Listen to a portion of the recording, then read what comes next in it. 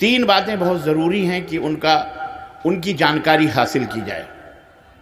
بغیر ان تین باتوں کی جانکاری لیے ہوئے آپ کامیاب نہیں ہو سکتے، نہ دنیا میں نہ آخرت میں. ممکن ہے کہ دنیا کے اندر آپ مال و دولت کے حاصل کرنے کو کامیابی سمجھتے ہوں، لیکن یاد رکھیے اسلام، اللہ جس سے ہم سب کو اللہ نے پیدا کیا ہے، اس کے نزدیک کامیابی مال و دولت کا حاصل کرنا نہیں ہے، بلڈنگیں بنا لینا نہیں ہے، خوبصورت گاڑیاں پا لینا نہیں ہے. اگر یہ کامیابی ہوتی تو فرعون بہت بڑا کامیاب کہلاتا، قارون بہت بڑا کامیاب انسان ہوتا. قرآن میں اس کا ذکر ہے. آج تک وہ زمین میں اللہ کے قہر اور اللہ کے عذاب کی وجہ سے دھنس رہا. اتنا خزانہ تھا کہ اس کی چابیاں خچروں کے اوپر، اس کے خزانوں کی تالوں کی جو چابیاں تھیں وہ خچروں کے اوپر لا دی جاتی تھی. یہ ایک کو ذرا کم کر دو بھائی، ایک کو اس مائک کا کم کرو تھوڑا. کدھر ہے مائک میں جی؟ ہاں جزاک اللہ خیر. صاف آواز ہونی چاہیے لوگوں کی ذہنوں میں کچھ ان کو دے سکوں. ایک کو سے کوئی فائدہ نہیں سوائے بھائیں بھائیں آواز ہوتی ہے، اس لیے ایک کو کم رکھیں. کامیاب اگر ہوتا تو فرعون کامیاب ہوتا، کامیاب نمرود ہوتا، بادشاہ بڑے بڑے گزرے ہیں سب کامیاب ہوتے ہیں، لیکن کامیاب وہ نہیں ہے. اللہ رب العزت نے کامیابی کا جو معیار قرار دیا ہے نا، سورہ العصر سب کو پتہ ہے، والعصر ان الانسان لفی خسر. اللہ نے کہا قسم ہے زمانے کی، عصر کی قسم ہے، بے شک سارے انسان خسارے میں ہیں، گھاٹے میں ہیں. ہر انسان گھاٹے میں. سورہ العصر یاد ہے نا، والعصر ان الانسان، اس کا ترجمہ سنو پہلے. سارے انسان خسارے میں، سارے انسان خسارے میں. اے اللہ، سارے انسان، امریکہ بھی، جاپان بھی، چائنا بھی، بڑے بڑے سیٹ، بڑے بڑے مالدار، بڑے بڑے دولت مند، اللہ کہتا ہے سب خسارے میں، سب خسارے میں. دیکھو اسلام، قرآن ہمیں کیا تعلیم دیتا ہے.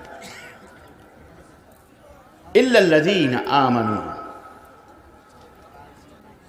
والعصر ان الانسان لفی خسر، سارے انسان خسارے میں. الا الذین آمنوا، مگر وہ لوگ جو اللہ پر ایمان لائے، اللہ کو دل سے تسلیم کیا، اللہ کو مانا، اللہ کو ایک جانا، ایک مانا، اللہ کی عبادت و بندگی کی، اللہ کے ساتھ کسی کو شریک نہیں کیا.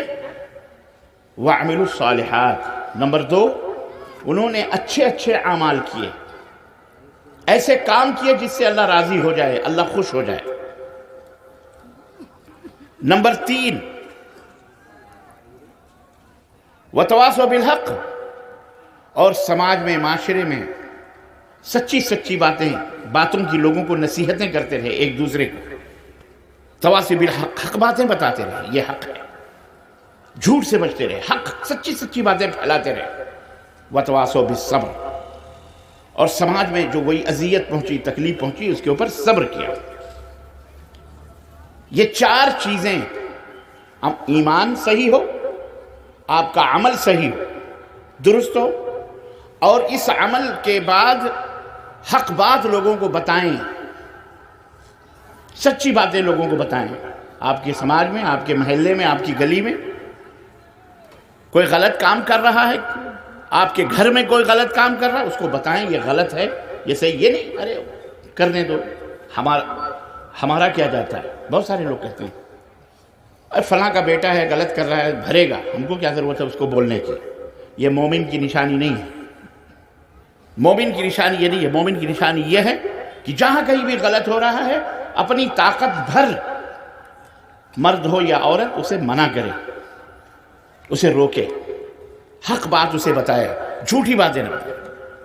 اب اس میں کوئی گالی دے دیا، کسی نے جھگڑا کر لیا، کسی نے گریبان پکڑ لیا، کسی نے تکلیف پہنچائی، بڑا آیا حق کہنے والا، بڑا آیا لوگوں کو ٹوکنے والا، کہتے ہیں نا لوگ اس طرح کی باتیں. وَتَوَاصَوْا بِالصَّبْرِ، تو اس کے اوپر صبر کرتے ہیں، اللہ سے دعا کرتے ہیں، صبر رک جاتے ہیں، ان کو پلٹ کر جواب نہیں دیتے. تو کامیابی اگر آپ چاہتے ہو تو یہ نہیں کہ بڑی بڑی بلڈنگیں بنا لیا. اللہ خود کہتا ہے کامیاب انسان وہ نہیں ہے. کامیاب وہ انسان نہیں جس نے بلڈنگیں بنا لی، سب کچھ کر لیا. کامیاب انسان اللہ کے نزدیک وہ ہے جس کا ایمان مضبوط ہو،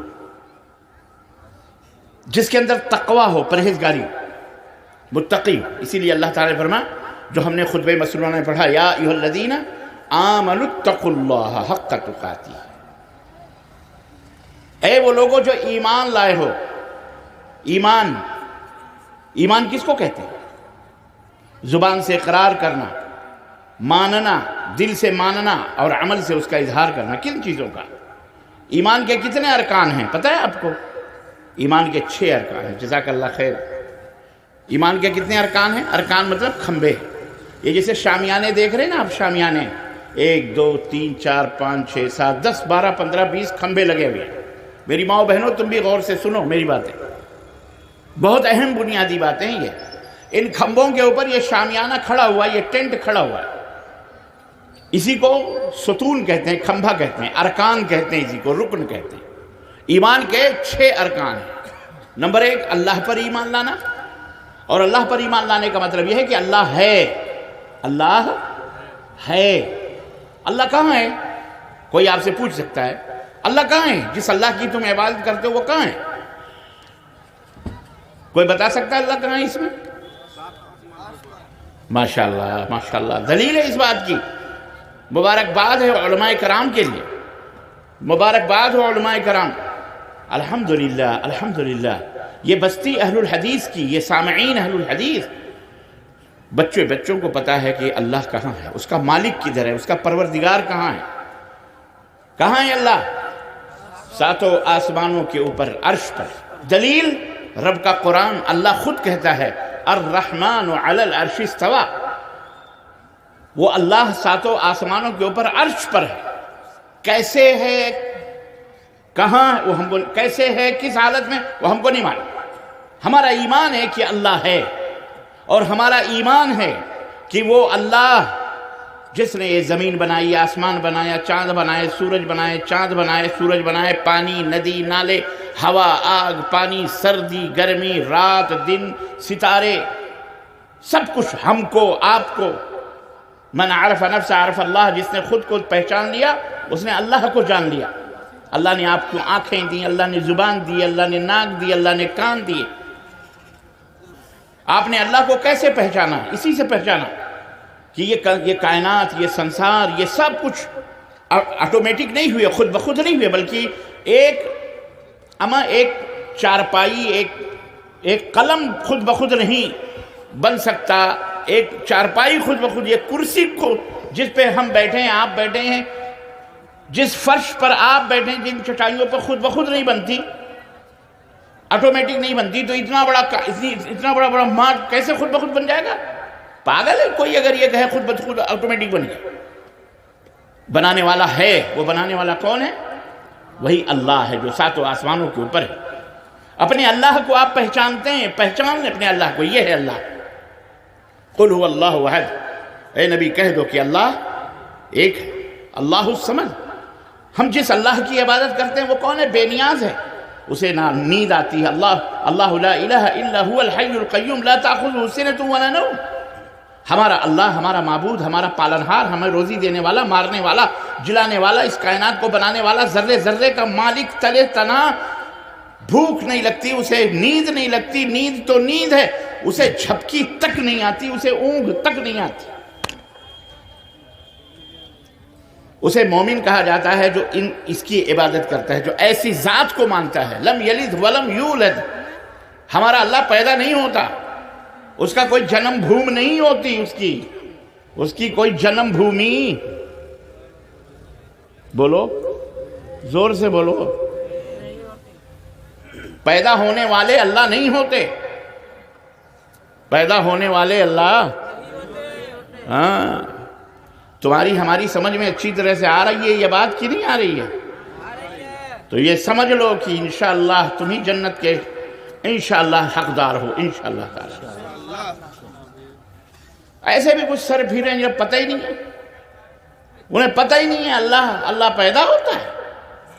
لم یلد ولم یولد. مسلمانوں کا اللہ سب برابر نہیں ہے کہ تم بٹھا کے پوجو وہ بھی، کھڑا کر کے پوجو وہ بھی، سب ایک ہے. ہمارا اللہ ساتوں آسمانوں کے اوپر مسلمانوں یہ تمہیں معلوم ہونا چاہیے یہ بات، تاکہ لوگوں کو سمجھاؤ پیدا نہیں ہوا ہمارا اللہ، ہم اپنے اللہ کو بناتے نہیں ہیں، کالے پیلے رنگوں سے رنگتے نہیں ہیں اپنے اللہ کو، بنا بنا کے کسی کی زبان باہر کسی کی زبان اندر، کسی کی آنکھ کسی کی کچھ کسی کا کچھ، اپنے منمانی جیسے چاہا بنایا، پوجا، پیٹ بھر گیا، اٹھا کے اڑم گڑم چوہا دریا میں ڈال دیا۔ یہ اللہ نہیں ہوتا، ہمارا اللہ وہ ہے لم یلد ولم یولد، جو نہ کسی سے پیدا ہوا، نہ اس جنم لیا، نہ اس نے کسی کو جنم دیا ہے، نہ اس کے پتی ہے، نہ کوئی پتنی ہے، نہ اس کے بیٹا ہے، نہ کوئی بیٹی ہے، لم یلد ولم یولد ہے، ولم یکن لہ کفوا احد۔ اللہ وہ ہے جس کا کوئی ہمسر نہیں، جس کا کوئی برابری نہیں، کوئی بھی اس کا برابر، پوری دنیا کو اس کے برابر ہو سکتی؟ اللہ اکبر۔ ایک دفعہ حضرت احمد اللہ تو اللہ ہے، اللہ کا کلمہ، اللہ کا کلمہ جو ہے نا، لا الہ الا اللہ، جسے آپ بچوں کو ہم کو پڑھتے سناتے آپ سنتے ہیں کہ اللہ کے سوا کوئی معبود برحق نہیں، اللہ کے سوا کوئی سچا معبود نہیں۔ ایک دفعہ حضرت موسیٰ علیہ السلام نے اللہ سے کہا کہ اللہ کوئی ایسا کلمہ بتا دے، کوئی ایسی بات بتا دے، اپنی کوئی ایسی چیز سکھا دے مجھے کہ میں اس سے تجھے یاد کرتا رہوں۔ تو اللہ تعالیٰ نے کہا موسیٰ لا الہ الا اللہ کہا کرو۔ کیا کہا کرو؟ لا الہ الا اللہ۔ اٹھتے بیٹھتے لا الہ الا اللہ کہا کرو۔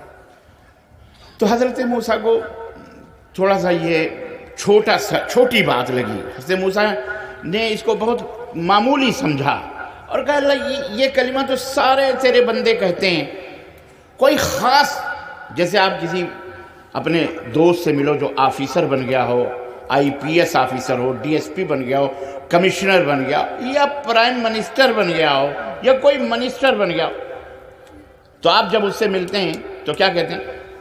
صاحب یار کوئی ایسا خاص نمبر دے پرائیویٹ جسے تجھے لگاؤں موبائل تو جھٹ سے تو ہی اٹھائے، تیسرا بیچ میں بولو نہ آئے، ہے کہ نہیں؟ خاص نمبر دو، اپنا عام نمبر دو، سارے کے سارے تمہیں کرتے ہی رہتے۔ ایسے ہی موسیٰ علیہ السلام نے کہا کوئی خاص تاکہ تیرے سے ڈائریکٹ بات ہو سکے۔ حضرت اللہ تبارک و تعالیٰ نے حضرت موسیٰ سے کیا کہا معلوم؟ کہا موسیٰ تم اس لا الہ الا اللہ کو چھوٹا سمجھ رہے ہو؟ میری ذات کی قسم ہے اگر آسمان و زمین اور پوری دنیا پوری کائنات اللہ کے سوا، اللہ کو الگ کر کے ان سب کو ترازو کے ایک پلڑے پہ رکھ دو اور صرف کلمہ لا الہ الا اللہ کو ترازو کے ایک پلڑے پہ رکھ دو تو یہ کلمہ لا الہ الا اللہ کا ترازو سب کے اوپر بھاری ہو جائے گا۔ یہ وہ کلمہ ہے، معمولی کلمہ نہیں ہے۔ تو اللہ جب اس کا کلمہ اتنا بھاری ہے تو اللہ کتنا عظیم ہے۔ اللہ اکبر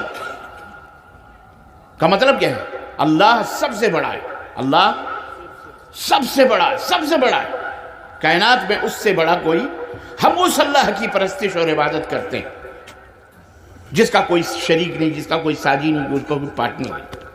تو عزیزان گرامی آپ کا جو ایمان ہے،